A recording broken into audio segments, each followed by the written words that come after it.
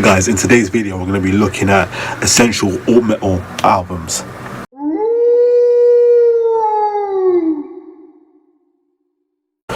Welcome to Lair the Lycan, aka the HQ Metal. Now metal music to me is rebellion, expression, nonconformity, oneness, victory and serenity. This is heavy metal with a twist, and these are essential alt metal albums.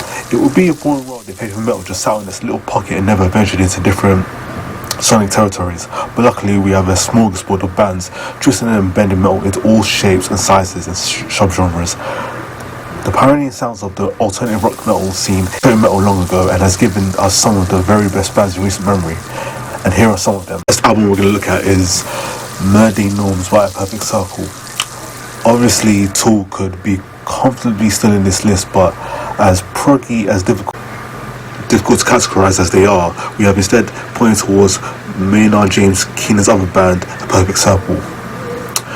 Noms is a more instant, more accessible and more fragile than anything Tool have ever put to name, but what it shares is this classy tone, supreme songwriting and obviously the powerhouse vocals of their iconic front.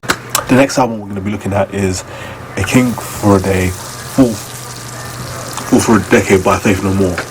Alternative to what, you ask? Or in Faith No More's case, it's an alternative to literally everything. It's hard to think of another album that channels so many different styles of music and nails them every time. A lot has been written about Mike Patton, certainly his ability to scream bloody murder on the gentle art of making enemies straight after crooning through evidence, but his band are just as varied, unique and bewildering. It flopped when it came out, of course, but now it's rightly regarded as a classic. The next album we're going to be looking at is Wait by the Rollins band. As frontman of Black Flag, Henry Rollins has had more influence than most on the alternative rock, primarily down to the dark Sabbathy punk of My War album, when he decided to go it solo, as it was a sound he explored further with the Rollins band, and Wait is the best example of their bluesy, powerful alt metal. Most famous for the single Lair, which benefited MTV hit. The entire album showcases Rollins' gift for furiously articulate, sarcastic rage. What we're going to be looking at is Betty by Helmet. Their influence on new metal is massive yet never really talked about, which could be down to the fact that Helmet didn't just create a massive concrete block riffs, they also dealt in arty, avant-garde passages of noise. We aren't committing to saying that Betty is the best album. It's a straight knife tie with fellow classic records, Meantime and Aftertaste for that title. But where is the angular experimentation of Page Hamilton's crew loomed the largest, hence its inclusion here. The next album we're going to be looking at is Rated R by Queens of the Stone Age. After Josh Homme left the massively influential Caius, it was hard to believe he'd go on to front a band that could eclipse his previous work. He did, though Queens of the Stone Age are now one of the best rock bands on the planet. They might be a shadow of their former selves, but the high regard people still hold them in mercy is due to the brilliance of albums like Rated R. These days, they lack the yin and yang of Homme's effortless cool and Nick Olivian's untamed berserker tendencies.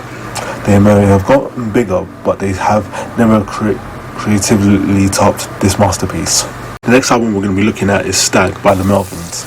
If you were in the know, then the Melvins singing to Latin Records was the most hilarious example of the mainstream losing its mind and singing anything even vaguely alternative in the post-Nirvana boom of the mid-90s. Buzz Osborne's crew of weirdos always prided themselves on their incomprehensible modern of Captain Beaver and Celtic Frost. And even though Stag is one of the best places for its uninitiated to start their journey into the Melvins world, it confused the hell out of anyone that thought that they might be getting another Stone Temple Pilots. The album is breathtakingly superb on its own, but if you add in the context, and then you've got one hell of a trip. Next time we're going to look at is AntiPop by Primus. Primus have always been one of the rock and metal's most enjoyable oddities, and the idea that bass genius Les Claypool could have ended up in Metallica is hysterical, but it's not just slappy noises and songs that about beavers in the world of Primus. They can write some killer tunes too. After their initial dalliances with the mainstream. They released their sixth and best album in 1999, and it flew under the radar for many. But with Natural Joe and Electric Uncle Sam sounded as me as they ever had, and the guest appearances from James Hetfield and Tom Morello and Jim Martin on the record, AntiPop is the purest Primus album of choice. Next album we're going to look at is Troublegum by Therapy.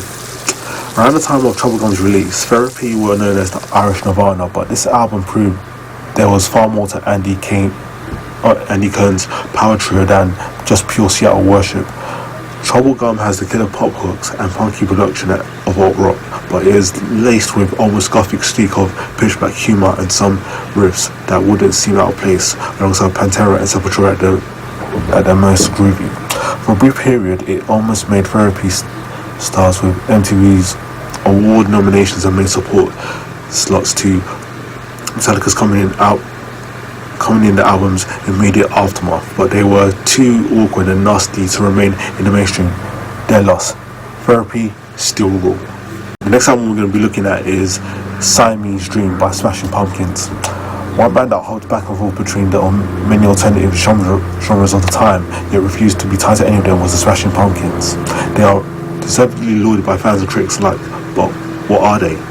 Vast metal riffs, punk lace, experimental indie song structures, electronica, grunge, lyrical nihilism.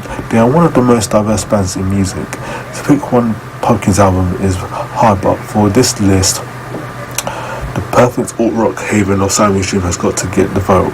Listen to Disarm, Cherub Rock or Geek USA and try to disagree. And the final album we're going to be looking at is Antenna by Cave In. Although they started off as a metallic hardcore band and progressed on to being some kind of Rush meets Converge space rock punks, honest. The closest Boston's Cave In ever came to cracking the mainstream was on their debut and only major label release. We saw them head out on tour as to support the Foo Fighters and Muse. And on Lollapalooza Tour 2003, quite nobody grabbed on to the guitar wizardry and humongous knack for vocal melodies and frontman Stephen Brodsky possesses. Is still a head scratcher today. And if you take the time to listen to The Pump of Anchor and The Ethereal Beautiful Sun or the Radiohead Doom post hardcore riffgasm of Inspired, you'll doubtless be just as confused. Okay, so my question to you is, what other albums out there would you consider essential alt metal? Let me know down below. Other than that, like the video, comment down below, and don't forget to subscribe for the next video, which will be out on Thursday.